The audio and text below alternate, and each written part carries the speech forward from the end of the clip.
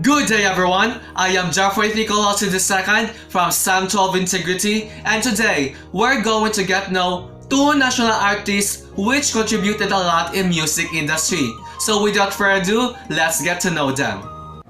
Pasko na naman, kung tuloy ng araw. Paskong dagaan, di naman kung kailan lang.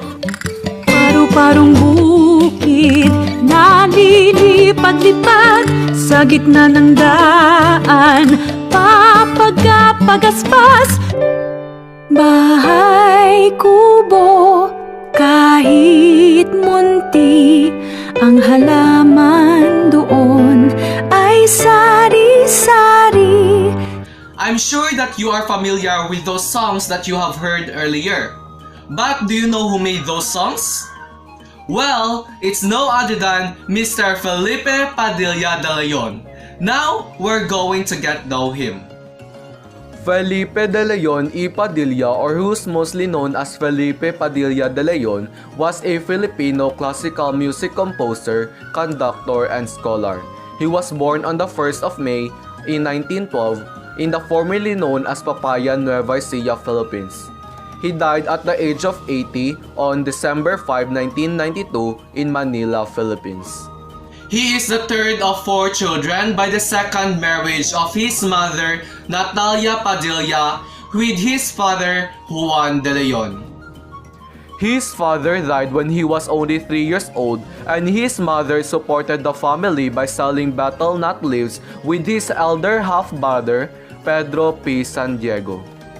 When he was old enough, he held a number of odd jobs ranging from that of a shoe shine boy, a carabao herder, a rig driver, a seller of vernacular weeklies, and an ice cream and pandesal vendor. In 1927, he took up fine arts at the University of the Philippines, but he had to abandon his studies to make a living. He played the trombone in cabarets and circuses, and later worked as an assistant conductor of the Nueva Ecija High School Orchestra, where he started composing music. To improve his composing skills, he again enrolled to the University of the Philippines and graduated in 1939 with a diploma of music teacher and conductor. Much later, he continued his studies under Vittorio Giannini at the Juilliard School in New York, US. Before I named his beautiful wife and lovely children, I'm going to share you his first two skills before making some musics. An uncle who realized that he had already gone past the regular school age was responsible for his eventual enrollment in school. It was during this time that his talent in painting and drawing was discovered. His uncle, peers, and other students admired Felipe's sketches. People even paid him for illustrations they asked him to make. Felipe married pianist Illuminida Mendoza, with whom he had 6 children, including Bayani, a prominent composer, and Felipe Jr., a writer. Felipe de Leon was a national artist in music industry. That's why we are very sure that he also received some awards and honors. Then, here are the awards and honors that he received.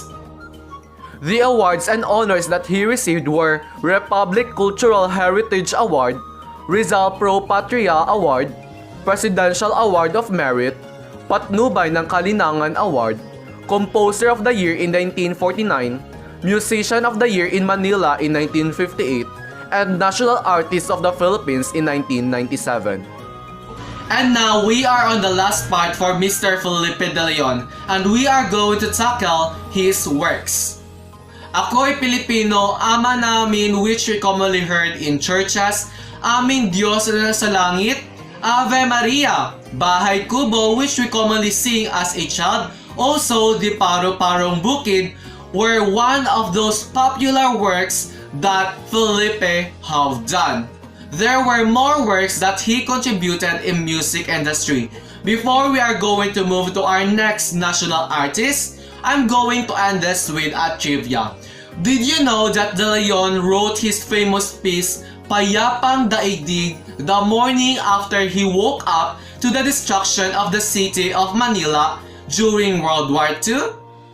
I know that's very surprising. I'm also surprised when I read that. Now, let's move to our next national artist. These songs might be quite unfamiliar to all of you, but these were one of the most famous works that these national artists have made. Can you name one?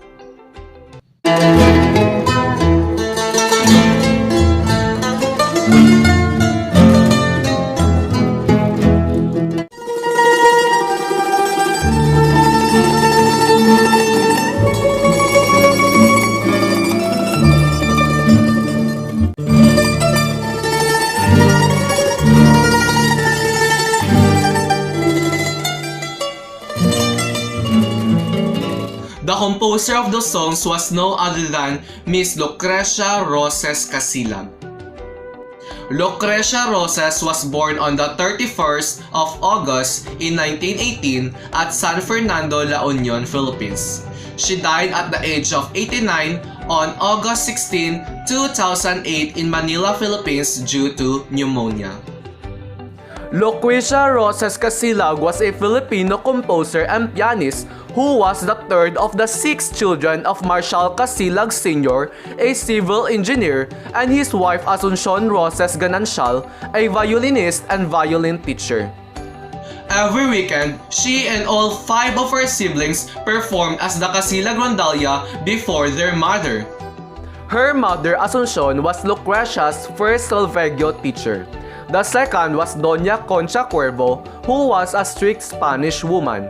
Kasilag later studied under Doña Pura Villanueva, during which time performed her first public piece, Felix Mendelssohn's May Breezes, at a student recital when she was 10 years old.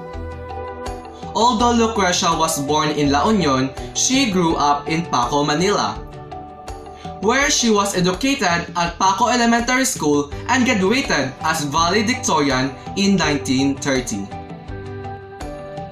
She then transferred to Philippine Women's University for high school, where she graduated also as a valedictorian in 1933. For college, she graduated as cum laude in 1936 with a Bachelor of Arts majoring in English in the same university. She also studied music at St. Scholastica's College in Malate, Manila with Sister Baptista Batig, graduating with a music teacher's diploma, major in piano in 1939. There's so many educational background about Miss Kasilag, so that I'm just going to flash it in the screen. Did you know that she founded the Bayanihan Folks Arts Center? It was for research and theatrical presentations, and it was closely involved with the Bayanihan Philippines Dance Company. She was also a former president of the Cultural Center of the Philippines, head of the Asian Composers League, chairperson of the Philippine Society for Music Education, and was one of the pioneers of the Bayanihan Dance Company. Before I'm going to share the honors and awards that she received before, I'm going to flash in the screen first the accomplishments that she have done before. We are now in the honors and awards that she have received. First is the Patnubay na Sining at Kalinangan Award in Music in 1954. Next is the Presidential Award of Merit as Woman Composer in 1956. Third is the Presidential Award of Merit and Gold Medal for Leadership and Outstanding Contribution to Music and Arts in the 1960s. Other awards and honors were linked in the comment box below. She is credited for having written for more than 350 musical compositions, ranging from folk songs to operas to orchestral works, and was composing up to the year before she died. I'm going to mention some of her musical compositions that she have made. We have for works for stage, Sisa Ballet in 1976, Why Flowers Bloom in May, Opera 2008. For concertos, we have Violin Concerto No. 1 in 1963 and Violin Concerto No. 2 in 1994. For choral music, we have Misang Pilipino or Filipino Mass in 1966 and De Profundis in 1977.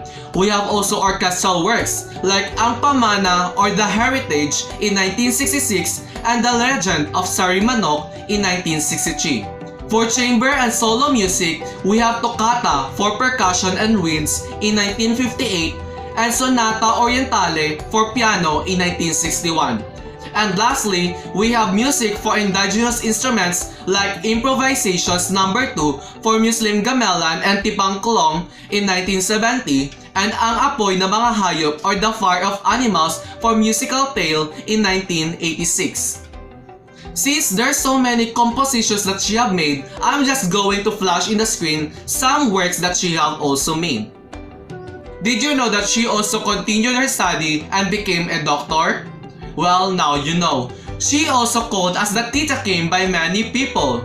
And last but definitely not the least, she was entitled as the First Lady of Philippine Music. Just so, wow! That's all guys, I hope you learned something about those two national artists that contributed a lot in music industry.